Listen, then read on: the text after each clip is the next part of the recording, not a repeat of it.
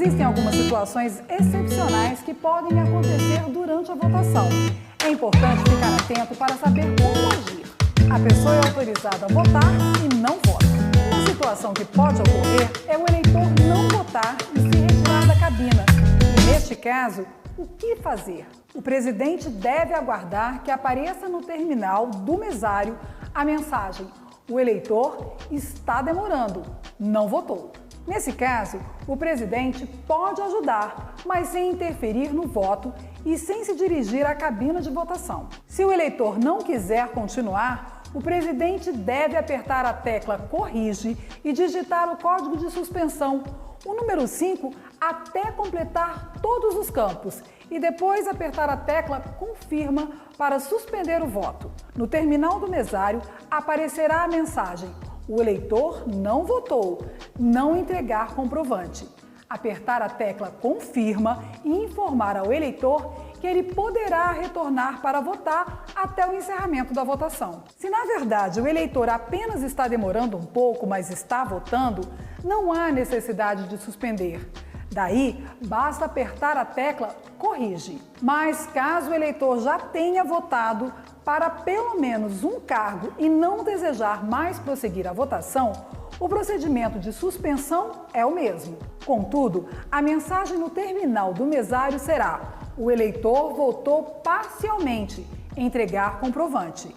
O presidente deve informar ao eleitor que não poderá retornar para votar, pois já foi registrado na urna pelo menos um voto. Eleitor ou eleitora informa que não aparece a foto da sua candidata ou candidato na urna ou que o teclado não está funcionando. Siga os seguintes passos. Reforce para o eleitor qual o cargo em votação, utilizando a informação disponível no terminal do mesário. Informe também que foi realizado com sucesso o teste do teclado antes do início da votação. Se o eleitor insistir que há erro, comunique o fato ao cartório eleitoral, anote a ocorrência em ata e prossiga com a votação. Caso esse eleitor já tenha registrado voto para algum cargo e não queira prosseguir a votação, é o caso de suspensão e entrega de comprovante, pois houve votação parcial. E se a urna parar de funcionar? À vista dos fiscais presentes, desligo a urna e espero um pouco e ligo novamente. Vai aparecer a opção do teste de teclado.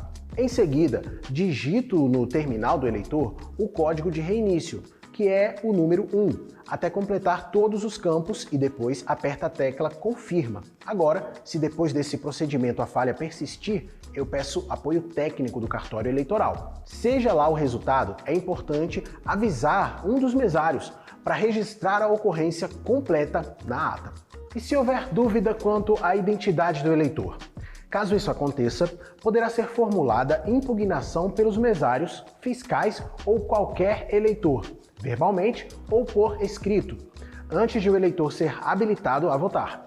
Se a dúvida quanto à identidade do eleitor continuar, o presidente deve solicitar a presença do juiz eleitoral para a decisão.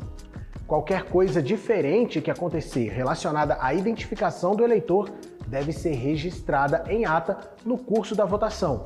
E lembre-se, questionamentos e dúvidas sobre a identidade do eleitor só podem ser apresentadas antes de ele ser habilitado para votar, pois o voto será irreversível. Se houver o comparecimento de pessoa com deficiência visual, o mesário deve informar sobre o teclado em braille, com a marca de identificação da tecla 5, e sobre o sistema de áudio disponível na urna com fone de ouvido fornecido pela Justiça Eleitoral. Caso a pessoa não tenha informado previamente sua condição à Justiça Eleitoral, o presidente poderá, antes da habilitação da eleitora ou do eleitor, ativar o áudio da urna, digitando o código de liberação, que é o número 8 12 vezes, no terminal do mesário. Em seguida, aparecerá a mensagem áudio ativado. O presidente se dirige à cabine de votação e conecta o fone de ouvido na traseira da urna. Entrega os fones na mão da eleitora ou eleitor. Ele também informa a pessoa que ela poderá aumentar ou diminuir o volume com as teclas 3 e 9 e aumentar ou diminuir a velocidade com as teclas 4 e 6, bastando ouvir as orientações em áudio. Se necessitar desativar o áudio, o presidente deverá digitar novamente o mesmo código. Antes de habilitar outro eleitor a votar, o fone deve ser retirado pelo mesário da urna e descartado. Tem um detalhe importante nesse momento. Se o eleitor for uma pessoa com deficiência ou mobilidade reduzida, poderá ser acompanhado e auxiliado por alguém da sua confiança para votar. Mas atenção! A pessoa que auxiliará o eleitor com deficiência ou mobilidade reduzida deverá identificar-se com um documento perante a mesa receptora e não poderá estar a serviço da Justiça Eleitoral, de partido ou federação partidária. Esta assistência ao eleitor com deficiência ou mobilidade reduzida deverá ser anotada em ata, com nome completo e número do documento de identificação de quem o acompanhou.